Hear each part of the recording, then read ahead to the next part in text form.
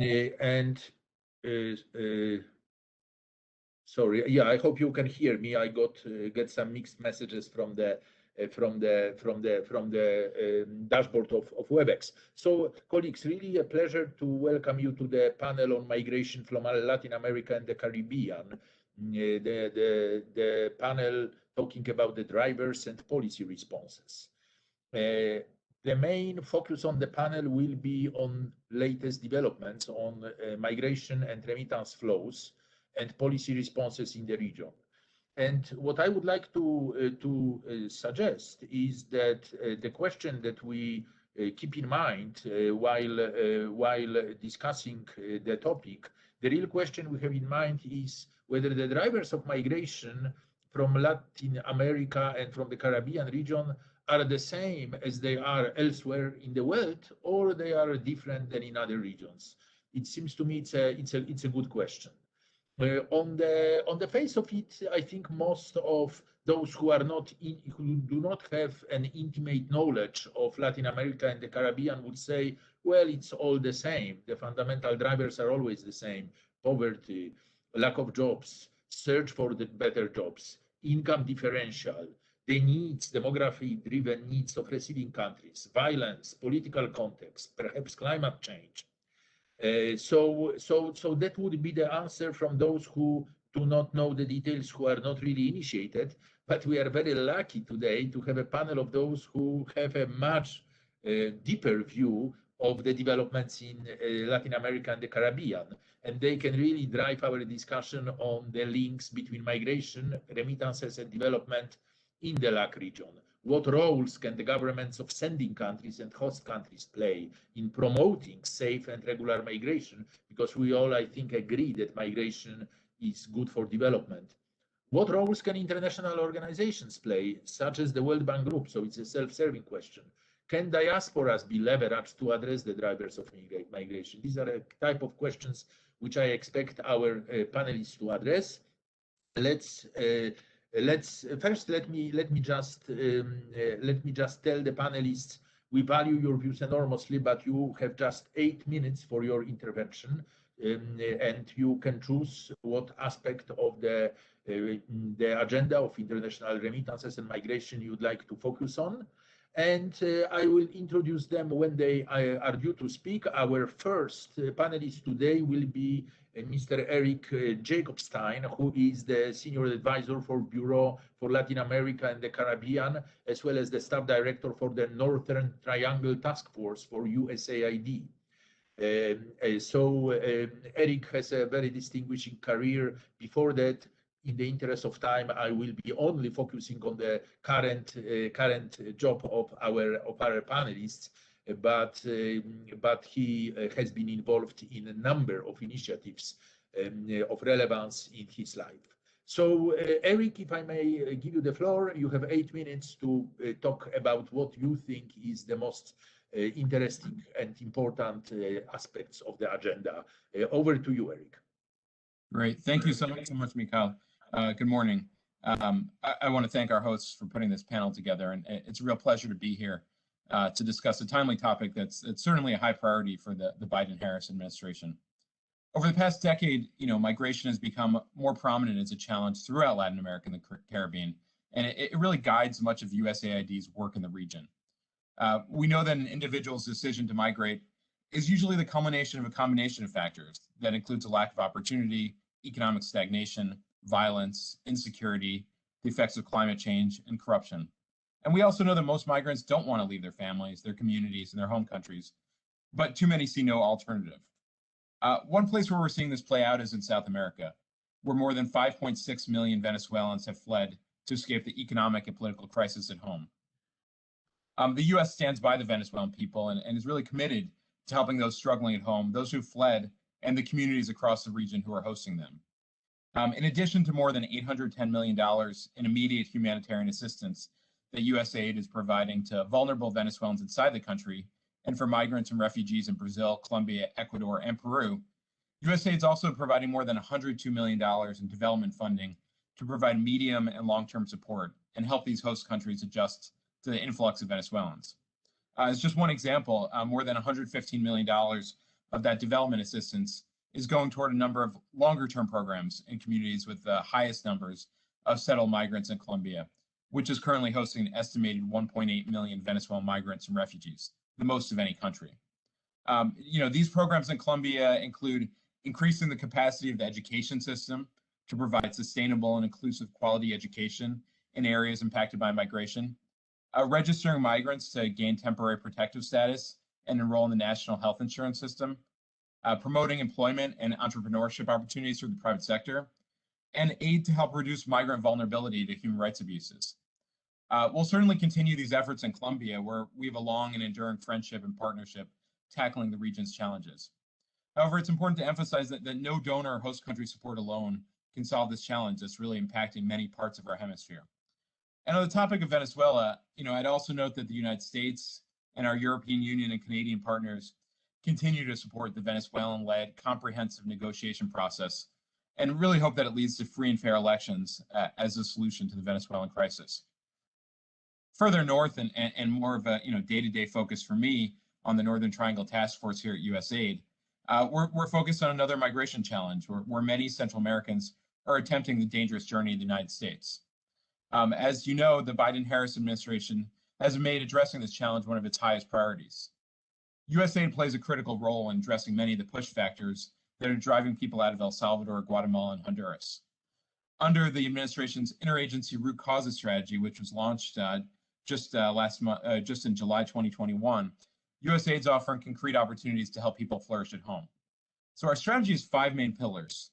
The first is economic growth with a real focus on private sector engagement and also curbing the impacts of climate change.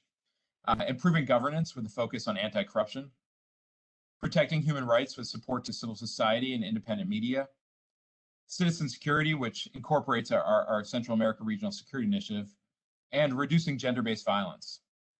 Now, I would note that at USAID, under Administrator Power's leadership, it's our firm belief that strong governance is, in a sense, first among equals as a root cause of irregular migration.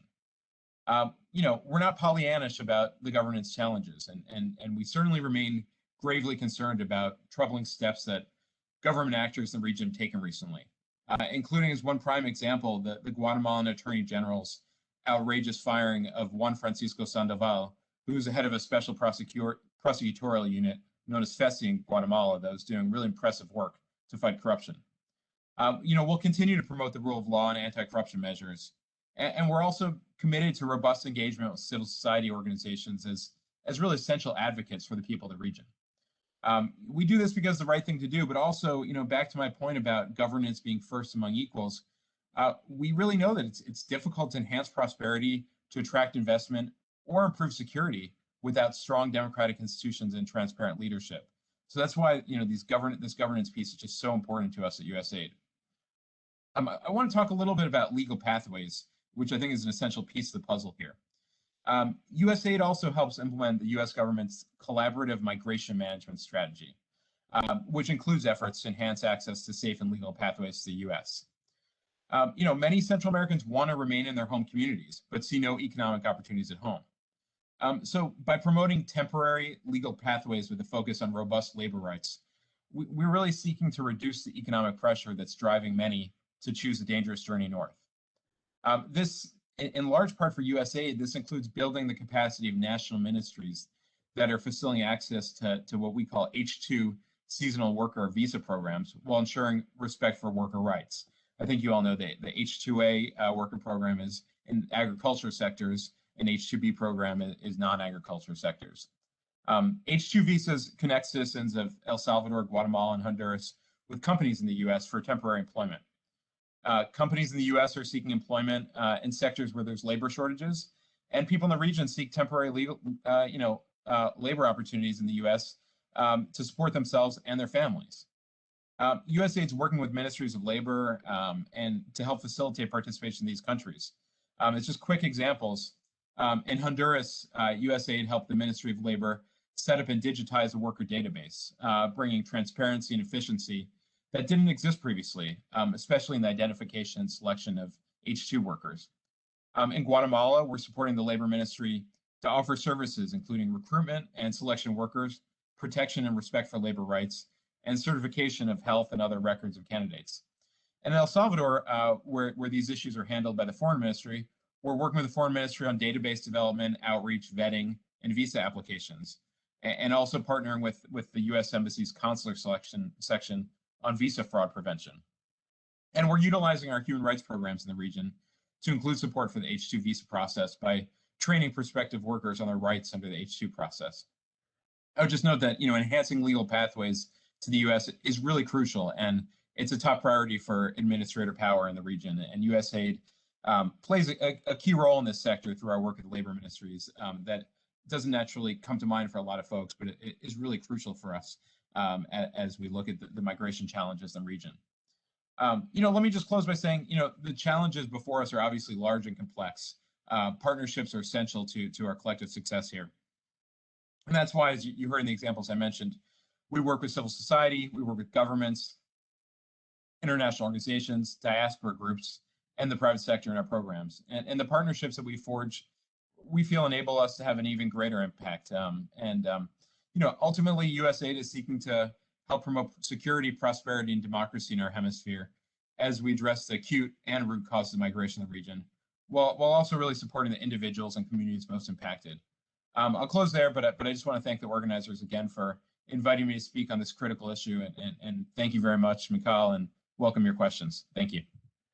Thank you very much, Eric, for a very, very informed view of challenges and actions of a receiving country and how those actions can benefit both the migrants, but also more broadly the development agenda, both from helping on the sending end and on the receiving end. That's been very, very helpful. We now move on to Mr. Jaime Díaz Palacios, who is the Executive Vice President of the Central American Bank for Economic Integration.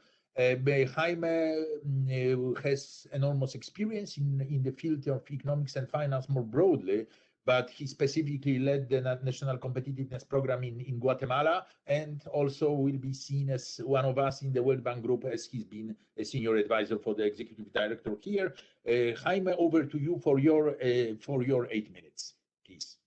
Okay, thank you, Michael, and thank you all of the panelists, Eric and Dilip, also the rest of the team. It's a pleasure to be here. I would like to start by saying that not all countries, not all migration happen to have the same push factors or same dynamics. Mainly when you are looking at Central America, which is a region mainly in the three countries from Guatemala, Honduras, and Salvador, although they look the same and there are general patterns, it is very interesting to have some heterogeneity or some individual factors that will be different from country to country. But by that, I'm going to start by stating that economic conditions or economic migration is what's happening in Central America. Nothing close to forced displacement. There are opportunities when climate change happens that the conditions are so desperate that the citizens are looking for better options and they have to change. But let's take that factor out of the mind. What is forced displaced in the concepts, and let's look only at migration. When you go to Central America and you just put the big numbers, it is over 7 million people, Central Americans living abroad. 4 out of 5 live in the US. And if you just want to make how big it is like 10 times the population of Washington, D.C., Baltimore, or Boston. It is approximately nearby 80% of the population of New York. So it is an important population, and it matters for the countries of Central America. Just last month, I believe, in Guatemala, the income that was received in terms of remittances was higher than the one that higher than the one that it is received from exports. So it is important for the region. And when you go and look at some statistics, I'm happy to bring my notes and give you all the footnotes and the studies that we are citing. But it is over 50% of the migrants that are looking for a better option in their economic terms, better income, job losses, and definitely the pandemic has been a trigger in the two sides, in the push factors, but also in the pull factors, because we see that many of the recovery programs are looking for jobs in the, to look in sectors that are intensive in jobs. So it's very easy to see that it is also the push, but also the pull factor that's happening here. So saying that, when you look at other reasons, the other reason that goes mainly, as a factor that migrants are moving to another country is family reunification with or either the economic situation. So if you want to talk about the biggest, the main factor that you can work as a policymaker, you should be looking on how you can improve the economic conditions at home. I like the way that Eric put it. How you make it flourish in our countries. I will put it more in a technical terms, how you increase the productivity and how you look at sectors that are intensive in jobs, and how can you make them grow in the short run in the country. As a matter of example, the Central American Bank for Economic Integration, just after the COVID-19 hit, it offered a $3 billion program for recovery. And within that, we were working with SMEs and also with medium and large firms to try for them to contain this effect. And the results are impressive. The first year, most of the resources were disbursed. And to be honest, like when we see the microeconomics and the macro data, the shock was well contained, mainly in countries like Guatemala, but also Honduras and Salvador. Nevertheless, it is not enough. The question here is how we can make it grow higher, and not only looking at SMEs, but how can you look at other sectors? So what we believe that should be the role of institutions like us. Well, first, yes, we should be looking at policy development operations or policy finance, such that that we can help to do more in a framework that will be stable for investments to happen, also for new opportunities to exist within the countries. Second, to continue doing what we are already doing well. It looks like infrastructure. Like if you go into a rural area, electricity is still a challenge. When you have shortages for a couple of days, that could mean a lot of income loss for many of the families. So that will be a trigger for someone that is comparing what they can earn in these countries and what they can do elsewhere. So we still have a big infrastructure gap, and we have to do it. Third, we have to do it better. Last year, we have ETA and IOTA, two big hurricanes or tropical storms that hit it very hard in the countries. And our bank just started a program for $2.5 billion for resilient reconstruction. And what we are seeing is that many of the infrastructure that we're financed with the World Bank, with the IDB, or with CABEI, our institution, we're damaged. So we have to do it better and reconstruct better, because during climate change, I told you before, that could be an event where the economic conditions are such that they will migrate. Yesterday, actually, we approved a fund for climate change to prepare projects. That is one thing that we can do, and we can do it good, better, because it is not about 1 year putting the money, but it is about having this pipeline of robust projects on infrastructure in that sense. And we're working with the European Union, and we are working also with Spain, and we are leveraging, we're putting around $11.5 million for preparing projects. And that is one way where we can keep working. Look, it takes around 12 hours if you go by car from here, Honduras, Tegucigalpa, where I am living, to Guatemala, my home country. And if you take the same distance, probably it will be like Washington, D.C. and Pennsylvania. And you will go there in 4 hours, less, 3 hours, probably, if you have better roads, if you have better infrastructure. And then I was telling you to keep working also with the regulation. I think Eric did a good job saying we have to regulate temporal employment. this migration is making, migration is not doing a bad.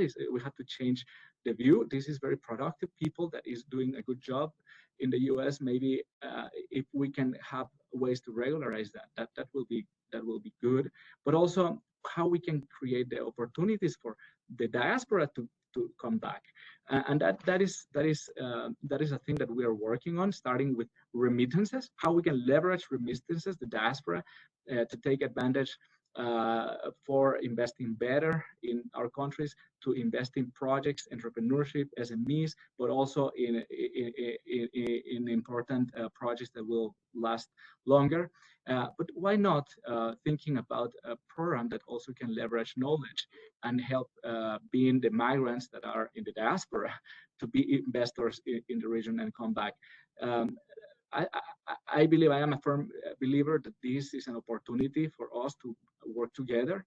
When we look at the particularities of Guatemala, Honduras, and Salvador, it's different. Like Guatemala is mainly economic reasons. And when you look at Salvador, it's also economic reasons, but still, some correlation, not causation. When you do a simple correlation, a scatter plot between, for instance, poverty and migration, or homicide rates and migration, it is not as strong as it is in other countries like Honduras, where maybe violence still a little bit more, and you have to keep working in that, in security and to bring safety to several regions and communities. So I think these are some points for discussion. I am happy to keep working. I will end by saying, like, we need to partner more and to partner better. We have to work all together, first with governments. Obviously, this amount of money will not happen to be disbursed and implement if governments are not a key player in this partnership. Second, private sector. And third, I believe other institutions, the broad civil society, but also MDBs should be coordinating better to work this agenda. Thank you very much. Thank you very, very much, Jaime, and thank you for bringing so well into the discussion the infrastructure aspect and the regulatory and government aspect as well. But your point on infrastructure is indeed not that frequently made, but highly relevant in the context of the agenda. We will now move to our World Bank colleagues. On that, we are lucky to have Taimur with us, who is a program leader for sustainable development and infrastructure in our office for Colombia and Venezuela in Bogota. So he really lives in a place which is so illustrative of migration pressures between Venezuela and Colombia. He has much broader experience in the bank, including working in Jakarta country office. So we are very lucky to have you with us. Taimur, you have 8 minutes now. Over to you. Michał, thank you very much, and welcome to my fellow panelists, Jaime, Eric, and Dilip. The pleasure to be here. I think what I will focus principally on is a little bit of the context from where I sit in Colombia of the migration crisis from Venezuela, principally. A little bit about the government response, the policy response that has evolved since the initiation of the migration crisis in 2015 in particular, and a little bit of that last point, Michał, which you suggested we speak to about how the bank can respond, and I'll focus, of course, how we have responded to that situation. So, again, we've heard, and Eric very eloquently sort of contextualized the situation of migration from Venezuela, principally since 2015. 5.6 million migrants have left the country. 1.7, 1.8 estimated are in Colombia as of sometime this year measured. That's about 32% of that entire number. Just for a little bit of context, Colombia has not been traditionally a big recipient country. It has been an exporter of talent and of human resources, and not necessarily an importer. Prior to the migration crisis in 2015, there were about 150,000 migrants of all nationalities in Colombia registered about 0.3% of the population. Today, there are again, over 2 million, about 4% of the Colombian population. In just a period of about 5 or 6 years, it's seen this big transition as a country that has been a net exporter, focusing on remittances, focusing on rights of Colombians overseas, to one that has now had to adjust its migration policy to also have a strong focus on migrants in the country. The analysis that we've done in the World Bank demonstrates that the short-term or the immediate term cost of migration in the country is significant. We estimate it conservatively at about 0.4 to 0.5% of GDP annually. And again, I would say conservatively. That being said, we've also done a lot of analytical work to look at what are the potential benefits, again, narrowly through the labor force participation and through increased economic activity and consumption. And we estimate, all things being equal, with the right sets of policies in place, Colombia could see a 0.7 to 0.9% a jump in annual GDP, again, with the right kinds of policies in place. Again, I think it's important to mention that part of that story, and the interesting part of the story of Venezuelan migrants in Colombia, is the fact that they are on average younger and more educated than the host population. So there's that possibility of that's, if you allow, a human resource dividend if properly integrated. Colombia is doing a lot, and I'll talk a little bit about that. And the international community is supporting. Eric mentioned many aspects of the generous U.S. support, some of which, of course, has been channeled through the bank. But it is important to note that, on aggregate, the Venezuelan migration crisis has not received the kind of support from the international community that analogous crises have received. Specifically, the analysis done by the Brookings Institution earlier this year found that per refugee or migrant, a Syrian refugee and migrant, about $3,150 was provided by the international community. For South Sudan, that number is around $1,400. For the Rohingya, it's about $340. And for Venezuelan migrants, it's only $265 per head of international support. So I think it is important to contextualize how countries in the region are, I wouldn't say going it alone, but in relative terms are assuming a disproportionate share of that burden of what is a global externality in terms of cross-border movement. So let me just quickly kind of shift to this discussion around what the government of Colombia has been doing. I think we understand the government of Colombia's response in really 3 phases. That first phase, starting at the initiation of the crisis in 2015 and running through 2017, really about humanitarian response in the immediate term, a conceptualization of the migration crisis, understandably in those early years, as something that was potentially very temporary, and a series of initial measures that focused around temporary support and integration. So a number of things happened in that period. I won't list them all, but important measures by the government of Colombia, including in 2015, an effort to allow for and facilitate birth records of persons born in Venezuela, a border transit migration cards that were issued in 2016, which allowed for movement across migrants across Colombia through to other bordering countries, particularly Ecuador and Peru. It started its effort to engage in the framework of the interagency group on mixed migration flows to coordinate particularly humanitarian response efforts jointly with the IOM and UNHCR. And most significantly in this initial period was the issuance of what were called special permits of permanence, PEPs, what they call here, about for 2 years, which allowed migrants to again, gain access to particularly formal employment. About just over 700,000 migrants registered under the PEP. There were a series of renewals of that short-term policy, which I'll speak to a little bit more.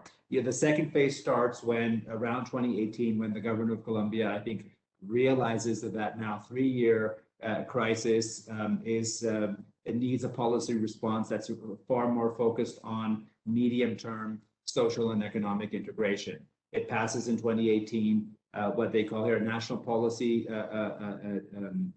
called the COMPES in Colombia, which outlined really 2 core principles. One, the principle of mainstreaming of access to basic social services, the guarantee of the same for migrants. And secondly, the commitment around institutional coordination and institutional responses across multiple sectors for that purpose of integration. So it was a landmark policy at the time, which essentially brought a discussion of moving from humanitarian short-term response to along that path of development. And there was a number of things that happened in this space beyond the compass. I won't speak to too many points. There was the creation, though, of course, of the Special Border Management Unit in the presidency, which established the focus of coordinating that interinstitutional response of the government from the office of the presidency, a number of measures around economic integration, and citizenship for children of migrants in the country, as well as Colombian returnees, and a wide range of social protection measures that started around that focus of progressively integrating migrants into social and economic services, access to education, and the right to health services within the public health system for other measures. And then you see a third phase, which is more current, and that starts in 2021. And of course, is anchored by, as Eric also mentioned, the temporary protective status approval in March of this year. As many of you know, the TPS is a landmark measure. It places Colombia amongst one of only 3 countries globally that have instituted such a broad policy framework for inclusion of migrants, United States, of course, being one of them, as well as Turkey around Syrian refugees. The TPS measure essentially provides 10 years permanency status for all of the estimated 1.8 million migrants in the country, as well as for a period of 2 years from March 21 onwards, any new migrants that may come in from Venezuela through legal means. It provides the provision to access that TPS for that 10-year period. So really, again, what that sets out the government out now on is this process of further deepening this integration of migrants into mainstream access of services. So different from that second phase, there were special provisions for access. Now we're talking about a phase where through the access to TPS, migrants will have across social and economic services and rights equivalent status with Colombia. And I'm running out of time, Michał, but just give me really quickly, I'll transition to the third segment here is what has the bank been doing and how has our support evolved progressively. Very quickly, we really sort of geared up our work in late 2017 and culminating in a significant report, which we joint authored with the government in 2018 and launched with them, which provided a policy framework for that second phase that I mentioned. It estimated some of the costs of integration and provided a policy roadmap for how medium-term integration could look like in Colombia. On the financing side, on the development financing side, I think what was very clear, despite the wishes of the government of Colombia to receive a lot of fully grant or fully concessional support, it was clear that for a middle-income country that was less likely, and the figure of the Global Concessional Financing Facility became a very important figure, where of course we blend bank or World Bank or other development partner lending with concessionality generously provided by donors to bring down the cost of financing for initiatives that are supporting migrants. We facilitated with the government of Colombia their entry into the GCFF in January of 2019, the first country outside of the Middle East that has joined the GCFF. Since then, Ecuador has also joined.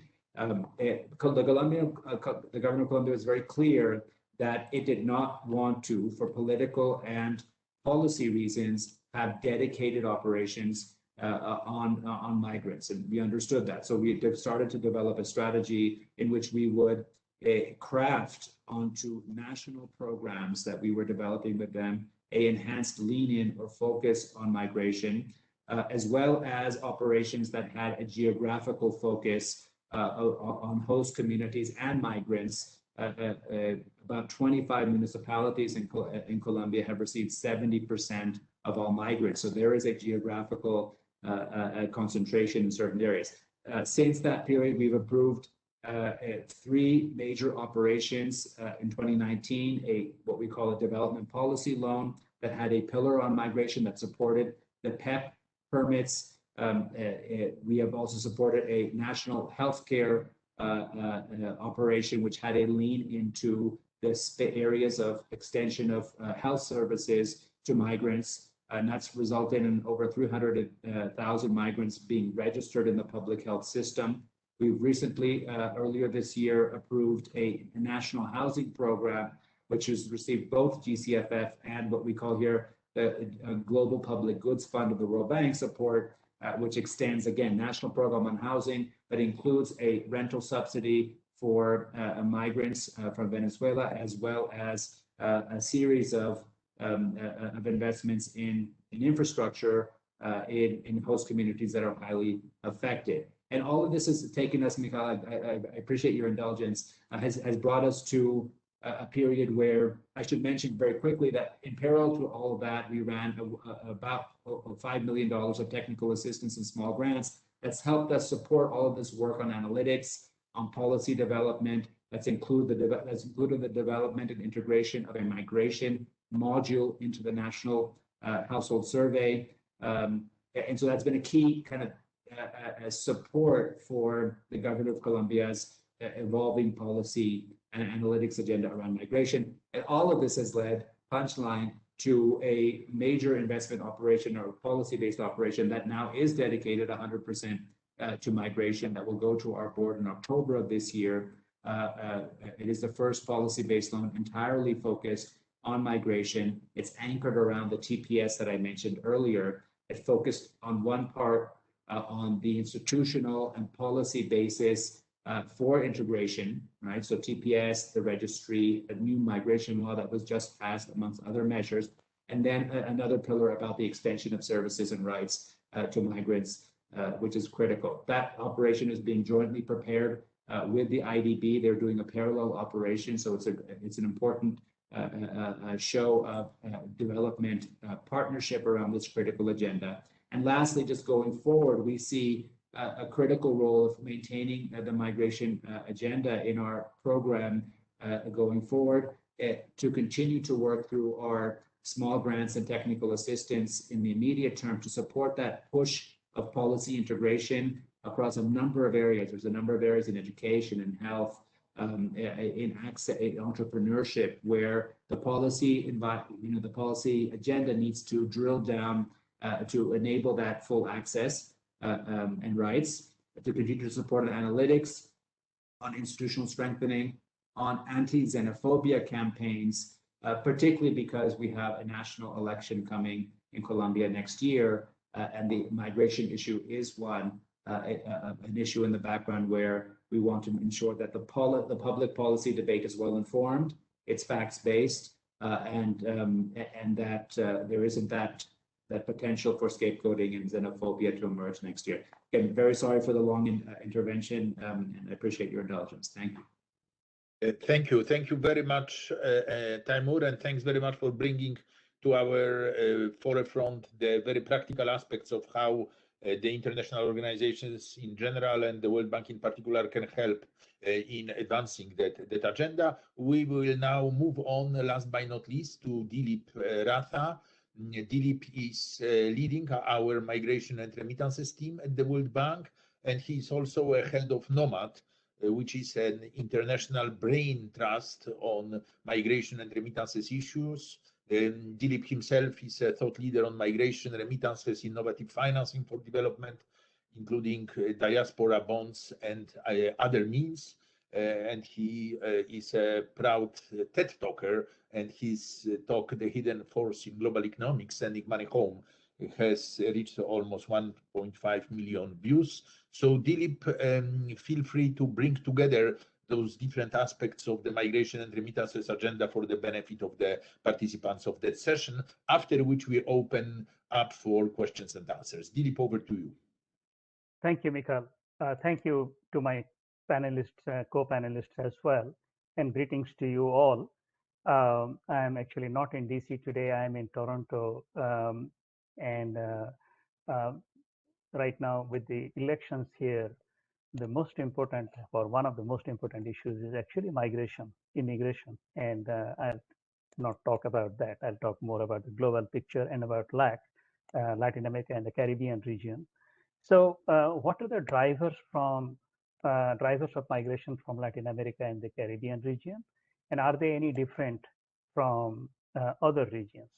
You know, the stylized facts, and this is not easy to put together. So one of the global public goods that we should all invest in is data. But the stylized facts, that the way we have it, there are about 43 million migrants from Latin America and the Caribbean. And some of them are actually in the region itself, as you already heard, but many are in the outside the region, mostly in the United States, actually. And if you go to the smaller countries, that's where a higher share of the population has moved out of the country. So that's a stylized fact that is true everywhere. But what is striking about Latin America and the Caribbean compared to, let's say, relative to, say, Sub-Saharan Africa, is that in Sub-Saharan Africa, about 70% of international migrants are in the region, in Sub-Saharan Africa itself, in other countries of Sub-Saharan Africa. Whereas in Latin America and the Caribbean region, somewhere around 85% of migrants are actually outside the region. And most of them are in the United States, which is the largest immigrant hosting country in the world. Now, one major change that has happened in the more recent period is that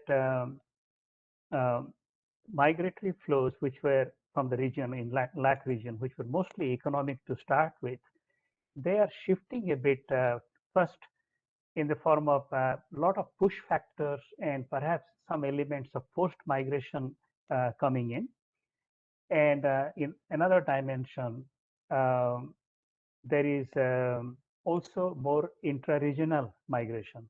Now, when there are push factors like there is certain push factors like the climate change, or not climate change, but let's say earthquake or natural disaster or political conflict, people have a tendency to just escape and survive because of that intra-regional migration. Cross-border migration, meaning literally across the border type of migration, tends to be higher, and internal displacement also tends to be high. And that is what we are beginning to see in Latin America and the Caribbean region. So the push factors, more recently political conflict, violence, and natural disasters, including the recent difficulties like earthquake in Haiti and hurricanes in Central America. But also another reason for intra-regional migration increasing in Latin America and the Caribbean region is increasing barriers to entry in the north. That includes the global north, the United States, Canada, as well as Europe. Now, normally, the fundamental drivers of migration would include, in addition to the conflict and violence and all that, poverty, lack of jobs, people looking for better jobs even if they had jobs, and climate change. Poverty, lack of jobs, and all that is normal in Latin America, and normal in the sense, that is a fundamental driver of migration as in our regions. But climate change does seem to come up quite often, and climate change and violence and political conflict, they seem to be interrelated, and that has not been openly talked about or researched enough, at least in the economic literature on migration. And policy ought to be made based on more work in that area. Climate change seems to be an important driver of migration. And by the way, the trade openness policies, intra-regional trade openness policies, those intra-regional meaning also international trade openness, those policies also seem to have some implications for push factors for migration. That has to be studied. There is a whole literature on migration hump because people who were uprooted from agriculture, they are beginning to move out into the north. Now, that has to be studied further. What are the links between migration and development? Remittances, the most tangible, perhaps the least controversial link. Skills, trade, technology transfers, philanthropy, these are all other tangible links as well. Plus, there are effects on values that are impacted because migrants learn some things from outside and they bring some of those values to bear on their families. Now, I would talk specifically about remittances, which is already been mentioned as a sort of a financial lifeline to the region. You know, Mexico alone receives about 43 billion. Latin America as a whole received about 96 billion in 2019. And in 2020, when the world was falling apart because of COVID-19 crisis, everywhere else you had all sorts of difficulties, but particularly in Latin America and the Caribbean, remittances increased to 103 billion, an increase of 6.5%. Now, that is again showing the increasing importance of remittances, even compared to foreign direct investment. Like Mexico, remittances are significantly larger than foreign direct investment, and we know that remittances are larger than official aid in that region, more than in any other region. There are countries like El Salvador, Honduras, where remittances are about a quarter of the GDP, 24%, 23%, 22% in Haiti. Remittances are a financial lifeline to these countries. And more recently, with the crisis, what we have seen is the resilience of remittance story playing out because the families back home need help. Migrants who migrated in the first place to send money home and help families, they are willing to help, and they have been enabled to help by sending remittances because of fiscal stimulus packages in host countries, unemployment, the employment support programs, the cash transfer programs that have been implemented. So every dollar spent that has been somehow put on in terms of social transfers that has benefited the migrants, probably 30, 40, 60, 90 cents of that actually goes to home countries and begins to benefit a large number of people. So the dollars go a long ways through remittances. One of the reasons for resilience of remittances was also because of a shift in flows from informal channels to formal channels because of the difficulty of implementing hand carry or in-kind transfers, but also there was a shift in flows of remittances to digital channels. But there are major risks that remain in the future because fiscal transfer programs cannot continue forever in host countries. And there are high risks of unemployment, especially for foreign-born workers in host countries, more than for native-born workers. It all depends on how COVID-19 plays out. So in that sense, in the short term, what governments need to do in both sending countries, but particularly in host countries, is our efforts to keep remittances flowing. And in the short term, there is a need to increase access to banking for migrants and their families back home, because to send money through digital channels, which has become necessary now, one needs a bank account. So that actually remains a major policy priority in the short term on remittances. The other issue is generally the cost of sending money. You would think that Latin America and the Caribbean region is so well developed relative to the other parts of the world, that it would be very cheap to send money home. But to send money from Japan to Brazil, maybe 13%. Actually, the remittances are actually significant in that corridor. Dominican Republic to Haiti, remittance cost might be more than 10%. So there is a need to facilitate remittances in the short term, and then in the long term, there is the need to promote safe and regular migration. And I think it is important to remember that migration is here to stay, and in fact, it will even increase in the future. So there is no way that we can just wish it away. The poverty gap, like low-income countries' income levels are like, if there were one, high-income countries' income level is like 54. I mean, Latin America, the differences are a bit lower, but still it is a multiple. And with that, migration pressures will continue to increase. And on top of everything is the climate change, which just we don't understand anything. The IPCC report a couple of weeks ago should actually give us reason to revisit this issue of climate-driven migration even more.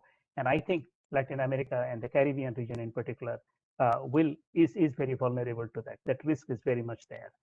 Now, whenever there is a rapid increase in influx of people, an unexpected increase in influx of people, like the Venezuelans in Colombia kind of situation, the Haitians everywhere else, there is a global public bad aspect of it.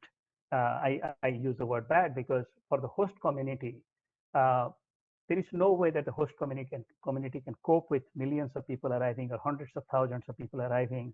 There is congestion effect on schools and health services, and in general, migrants in general bring a lot of benefits to the host communities. Actually, the benefits usually outweigh anything else they draw on in terms of fiscal transfers. That said, rapid, unexpected increases in inflow of people stretches the systems and causes stress that leads to political backlash, and that then has more structural impact long term, and that is not good for anyone. So in that sense, for that kind of situation, host communities need global partnerships, global solidarity, and it's not only the willingness to help and here we are great partners and let's try to solve this problem together. No, it has to be effective partnership backed by sufficient funding, and that is a rare commodity these days, given all the fiscal stress that all over the world, all the economies are facing because of COVID-19 crisis. Financing to help others is a rare commodity. And this is where I think there is that need for a global concessional financing facility for economic migrants. There is one for refugees. It is not well funded, but you can already see, as Taimur pointed out, the benefits of that in addressing issues of Venezuelan migrants in Colombia, for example. Such things have to be done everywhere else in the world. So there is a need to build, make a case for a concessional financing facility for migrants. And that would require innovative and private sector financing to complement CARES official financing. One of the ways to complement that process, supplement financing, is by issuing diaspora bonds, where we actually use diasporas as partners and recognize that because diaspora savings tend to be probably larger than the total volume of remittances, and most of that savings are parked in bank deposits that earn very little interest rate, if at all. You could issue bonds that carry 4% interest rate in dollar terms, let's say a 5-year bond, and market that to the diaspora of a country, let's say the Salvadorian or Guatemala or Honduran diaspora or Mexican diaspora. And a lot of migrants will be willing to buy those retail bonds by taking money out of their bank deposits or cash under the mattress. So let me leave you with that. I think what we need is innovative solutions. But I think the important point is that migration is here to stay. Migration will grow. We cannot wish it away. On the contrary, we should remember that migration is beneficial to not only the migrants and their families, but also to the origin country as well as the host community. And the native born people in the host communities actually benefit a lot from migration. So we need to harness the benefit, but also address the challenges and the sensitivities that host country people might feel. So let me leave you with that. Thank you. Thank you very much, Dilip, for a very comprehensive view, for interesting ideas, support for the Global Fund based on innovative and private sector financing, and for reminding us that migration is here to stay, which Jaime and I exchanges messages that we both very much like, that statement, which is obvious, but not always fully understood when designing economic and social policies. We have about 10 minutes for questions and answers or comments, after which for the remaining 5 minutes, I will come back to the panelists in the same sequence, except that Jaime needed to leave us because of the board meeting there and asked to be excused. So, dear participants, the floor is open, and you can indicate that you would like to speak either by raising hand or alternatively by saying that on the chat. And I will react to whatever I see. You also have an option to just speak, in each of the cases I would like you to introduce yourself, and I will ask you for a short intervention. So let me suspend now and wait whether there are any submissions or any voices from the floor. I see Jaime is still with us. So the floor is open for the participants to ask questions, make comments or suggestions, or any interventions they want to have. Anybody? Samuel, go ahead. Yes, I have a question to Dilip K. Ratha. Actually, in his presentation, he said that that is almost 85% of the migrants in the Latin America region are mainly outside the region, and most of them are found in the USA. Whereas in Africa, he said that about 70% of the migrants are just within the region itself. Now, I just want to know why that is so. Thank you. Thank you very much, Samuel. Any other questions, interventions, comments, suggestions? The floor remains open for anybody who would like to speak. I just want to say goodbye. I need to go. I am sorry. Thank you, Jaime. Thank you. We already thought you were gone, so it's a bonus to have you. Thank you very much. And we'll find other ways to communicate. Bye-bye. Let me keep the floor open. Anybody else? Okay, in this case, let me suggest the following. Let me suggest that Dilip will address the question from Samuel, after which last time I asked whether there are any other comments or questions. And after those comments or questions, I will come back to Eric and then Tariq, and then finally myself. I think there is a chat question, which if it is sent to everybody, you could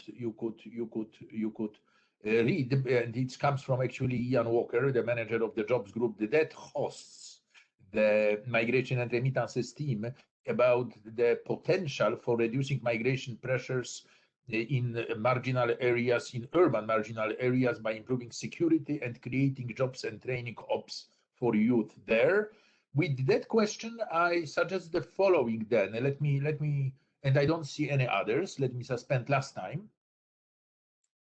I now come back to the panelists, first to Eric, then Tariq, then Dilip, asking them to react to whatever they want to react and what they heard, including the question from Ian Walker, then to Tariq, then to Dilip, who will also address the specific question on intra-regional migration, which you received from Samuel. So Eric, very briefly, you have 2 minutes, 2 minutes to Tariq, 2 minutes to Dilip, and then I will try to summarize. Eric, over to you.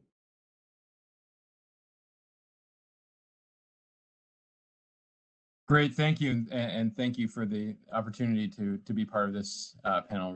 Really interesting, and really enjoyed hearing the comments from the other panelists. Would quickly sort of comment on this last question, which I think is so important, on sort of violence and creating opportunity. Gender-based violence is certainly something that's a real focus for USAID in the region, in all three Northern Triangle countries and all three countries in Northern and Central America. Would also note, in terms of programs that are actually looking at reducing violence and reducing and dealing with economic opportunities. As I mentioned, many don't want to leave their countries, but see no alternative. And we really work hard to address these challenges and certainly feel that opening doors to employment and education lead to safer, more prosperous societies. High levels of insecurity threaten people's well-being, and it also makes it difficult for businesses to thrive. And USAID's efforts are really trying to reach those most at risk of being victimized or committing crime and violence, and really looking at, really working hard on a number of evidence-based programs to deal with violence and insecurity, which are key issues, particularly in some of the urban centers that are mentioned in the question. So appreciate that question, which is a key piece of the puzzle here. So thank you. Thank you very much. Let's go to Tariq now. Michał, thank you. Taimur, sorry. Taimur, I misspelled your name, mispronounced a couple of times. I deeply apologize for that, Taimur, nevermore.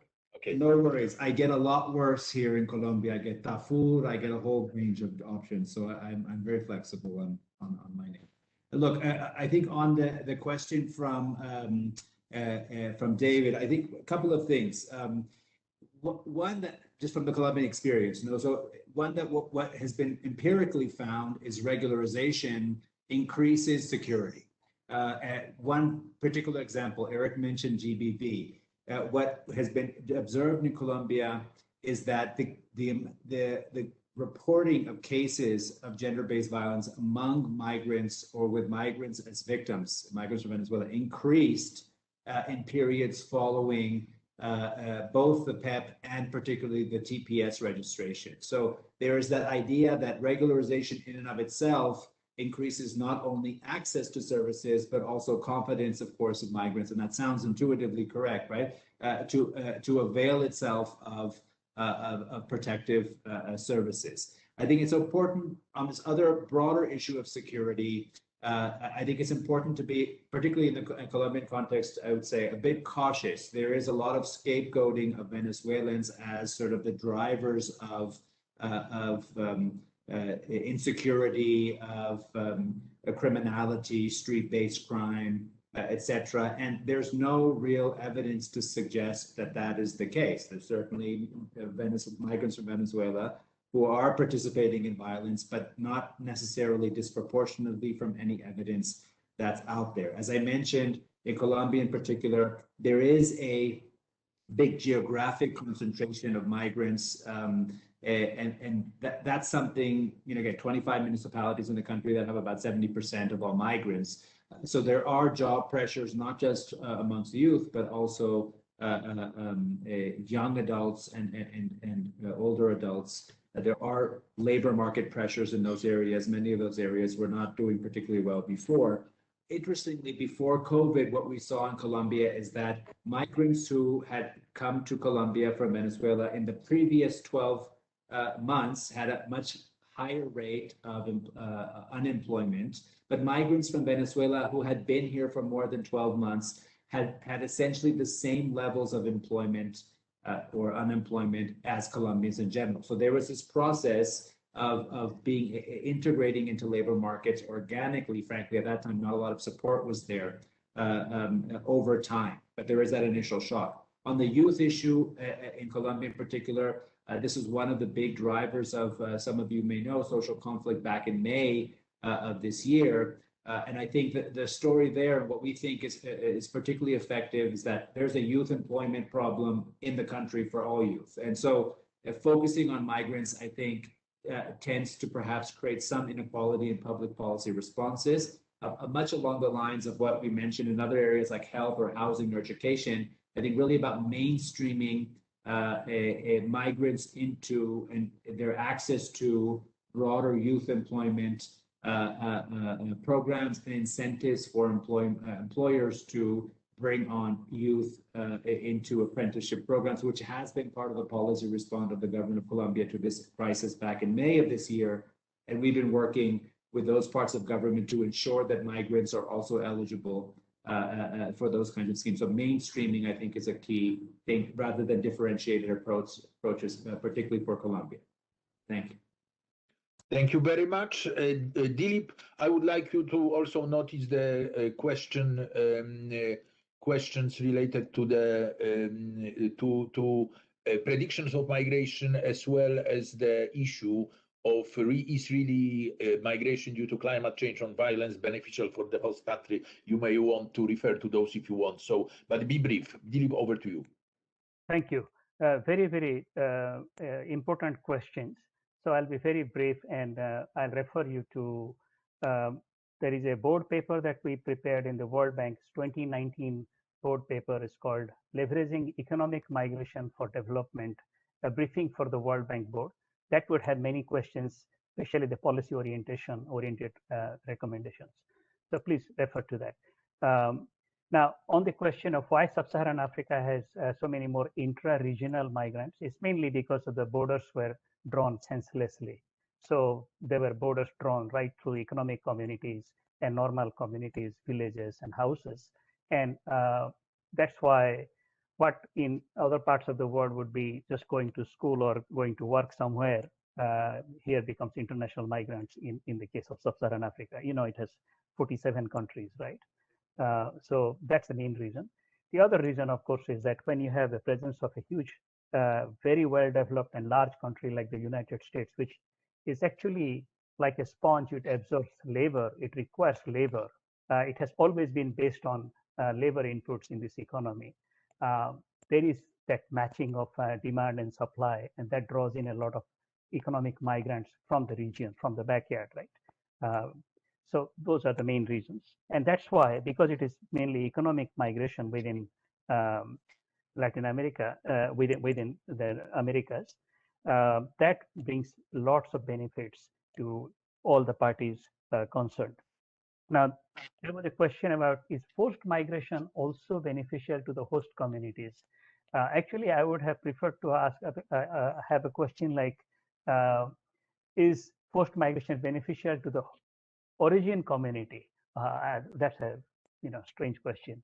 But host communities, of course, I mean, what is the difference between refugees and economic migrants? In the case of economic, I mean, these are people, and over time, depends on how much time you are talking about, I think they actually begin to provide labor supply, skills, entrepreneurship.